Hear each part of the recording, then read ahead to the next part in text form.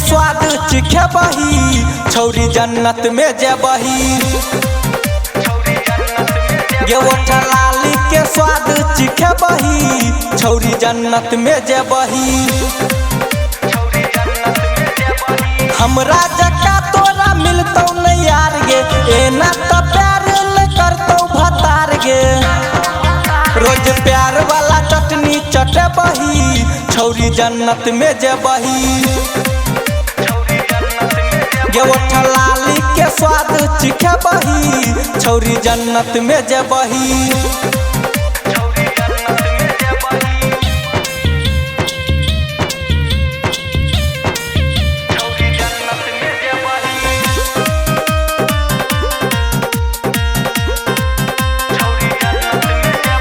ससुरा के मजा जतो अभी भेटाई, नहीं छो विश्वास त कॉल कराई।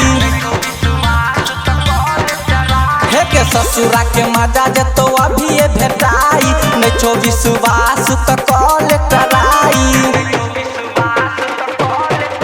अपना हाथे से रोटी खिए बही छौरी जन्नत में जेबही।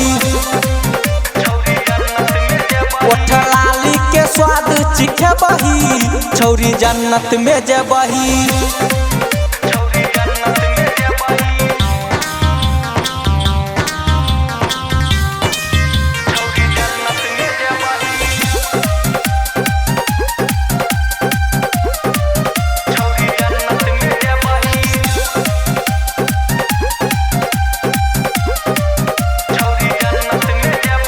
चढ़ल जवानी तोहर फूल जेना खिलतौ, एक बेर खेबही त रोजे रोजे मिलतौ। हे के चढ़ल जवानी तोहर फूल जेना खिलतौ, एक बेर खेबही त रोजे रोजे मिलतौ।